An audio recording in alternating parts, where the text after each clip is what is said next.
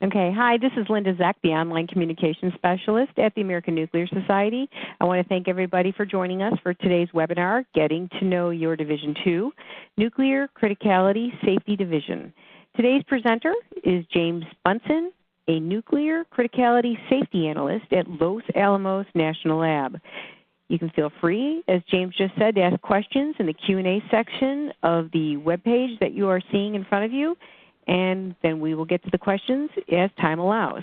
So now I'm going on mute, James, and it's all yours. Thank you for the introduction, Linda. So we'll just go ahead and get started. If I can figure out how to work my computer. There we go. As Linda said, my name is James Bunsen. I work at Los Alamos, and I am a Nuclear Criticality Safety Analyst. So kind of an overview of what NCSD is and what we do. We'll kind of talk about why NCSD is a great division to join, and then kind of the different jobs or areas that you can work in, both in the DOE sector and in industry. We'll talk about mentorship a little bit and all of the standards that we go through. So kind of what is NCSD? For those who aren't aware, NCSD is Nuclear Criticality Safety Division. We work with ensuring safety for operations involving fissile and fissionable material outside of a reactor. And so some of us work with reactors and experiments for critical experiments, but for the most part, it's ensuring that we don't go critical with fissionable material unless we mean to. A lot of it is operational practices. So I work at Los Alamos in an operations group. We write criticality safety evaluations to document that operations here at Los Alamos will be safe. There's a lot of other sites that do similar things. We provide field support, so we spend a lot of time in the facility answering questions, ensuring people understand what the safety of the system is. It's kind of a lot like radiation protection or safety basis.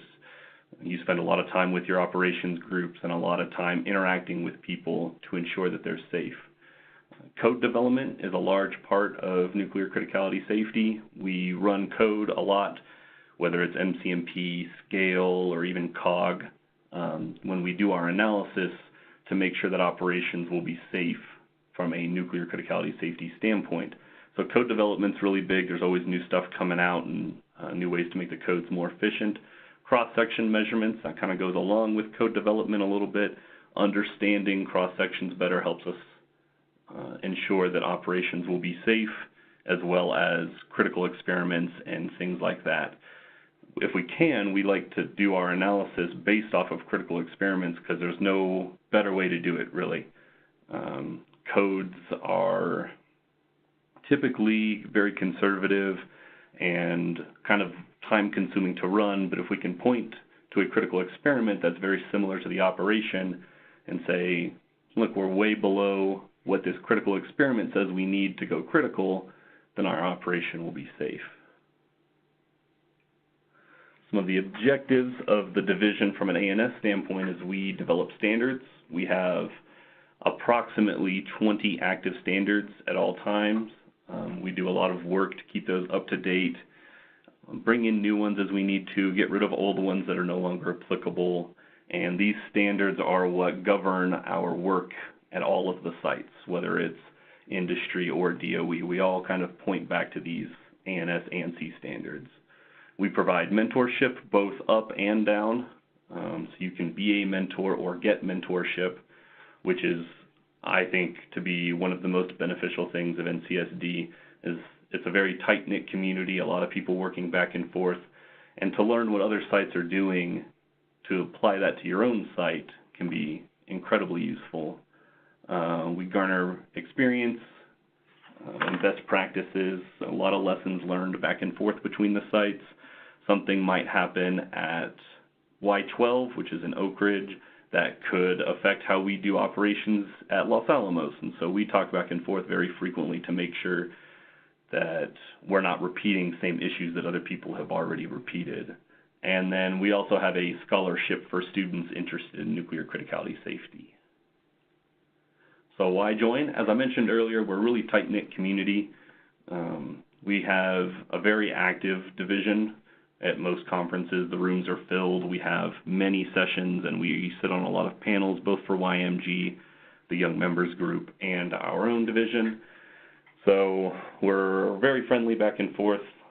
Like I said earlier, we talk a lot about issues that the other sites have had, so there's just a lot of interaction, and so we contact each other a lot, which is great for technical and social contacts. I have friends all over the complex now because of my involvement with NCSD, whether it be Savannah River in South Carolina or Duke Energy, all the sites were very close.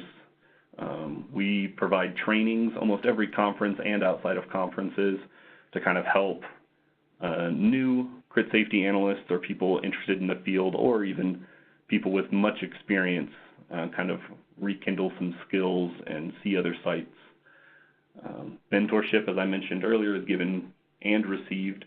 So I have an unofficial mentor down at Sandia, and he helps me out a lot. He used to work at Los Alamos, and so I'm always comfortable going to him with questions, as long as they're not too specific, because we're not allowed to share a whole lot of information. But and then I help kind of bring in new people interested in nuclear criticality safety at conferences and kind of give them the basis for that. We're working on a more formal mentorship process, which will be really good moving forward to help pair people with mentors, so you don't have to reach out as much. So if mentorship is something that you're interested in receiving, NCSD is your place to go. And we have a lot of people with 20, 30 years experience, and they're looking to pass that knowledge on. We also have very well-paying jobs, as you'll see a little later in the presentation. So kind of what we do, we've got DOE and industry.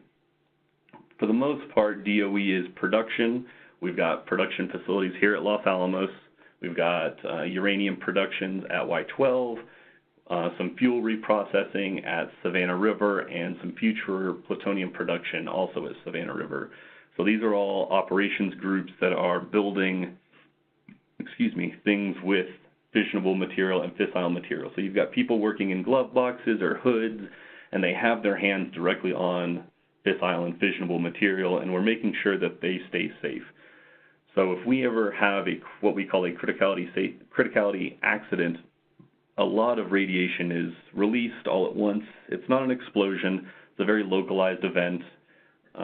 But the people directly involved with that receive a couple thousand rads on average, and they don't get to talk to their families again or see them again because it's so dangerous. And so we make sure that these people make it home at the end of the day, who are directly working with it, the material. And then there are other areas. So we have subcritical shots and subcritical experiments, which all take place out at the Nevada test site. And those are both done from Los Alamos and Lawrence Livermore. So we have people who work for Los Alamos, and they go out to the Nevada test site north of Vegas. Sometimes it's a 1-week stint. Sometimes they're out there for 2 weeks at a time, and they kind of come back and forth to do experiments out there, and then more office work back here at Los Alamos. We also have code development, as I mentioned earlier as well. MC&P is developed at Lanel.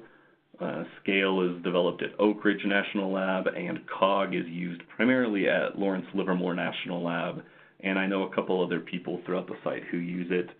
As I mentioned, code development is incredibly useful for us operations people because we use the codes all the time. So the more accurate the codes can be, the faster they can run, and the more user-friendly they can be, the easier my job is, which makes the life easier for operators in the plant. And as I mentioned, I guess I hadn't mentioned this yet, we have some cross-section experiments coming up. We're trying to figure out the cross-sections for chlorine. We have a lot of operations that use hydrochloric acid and plutonium or uranium, and we would like to be able to credit chlorine as an absorber, as they absorb neutrons. And so that's one of the big cross-sections experiments that we're running. And Sandia National Lab also has a test reactor. It's a very small reactor, but they do cross-section experiments down there as well, both for the DOE side and for the industry side.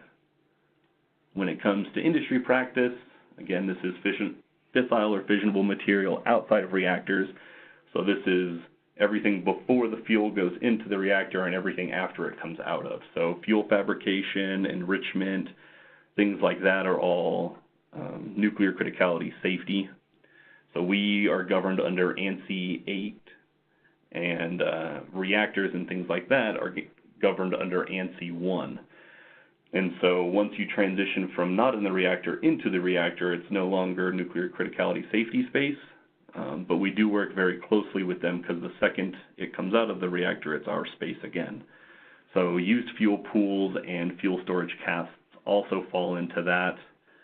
Fortunately, I don't have a whole lot of industry experience, so I can't speak to this a whole lot further, but I know many sites along the complex do this, and sometimes we have criticality safety analysts who do used fuel pool analysis as well as kind of the core analysis from a criticality standpoint, since nuclear criticality and nuclear criticality safety are very closely linked. One is we want to go critical, and the other one is we don't want to go critical. So the skills are very intertwined. As I mentioned, we have standards, ANSI 8 series for subcritical parameters. So there is a minimum amount of material that you need before you can even achieve criticality. And so we have a lot of that documented in our standards. We have a criticality accident alarm system and when it's needed and when it should be used. Administrative practices and trainings. I deal a lot with this. I give a lot of training out at Los Alamos to operators to make sure that they completely understand nuclear criticality safety so they can stay safe while they're working. And so I look at ANSI 820 all the time because that's our training document. We also talk about emergency preparedness and response and validation of our codes. Again, we use codes all the time. So we get to run a lot of a lot of analysis with codes, a lot of document writing, and a lot of time spent with operations group. I like the job quite a bit because I get to see a lot of stuff being done all at once. So I get to see kind of what all of the different groups are working on kind of from a high level. And I don't necessarily get bogged down in just one short process. I get to run a nice bit of MCMP fairly often. I get to talk to people a lot and give trainings and things like that. So I'm a pretty big fan of the job. As I mentioned, mentorship, both up and down. We're in the process of developing a better mentorship pairing process, and I think that moving forward, we will have an awesome opportunity to bring in new people from a mentorship standpoint. And it's a great opportunity to network conference. We've got tons of people from all the sites who go to all of the ANS conferences. So look out for us if you go to the next one this summer, which is in Minneapolis, I believe.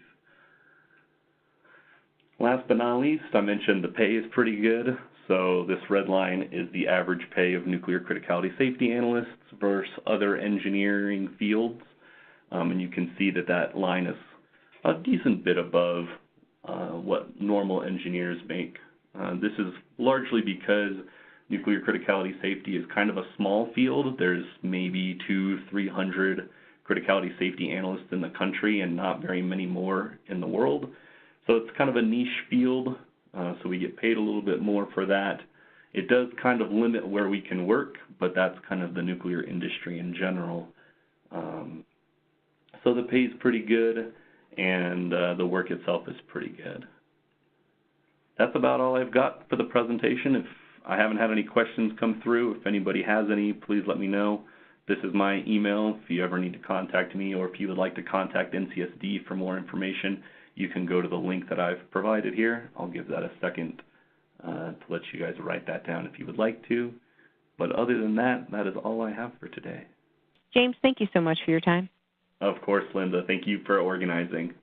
Of course. Bye now, everybody. Have a great day. Bye-bye.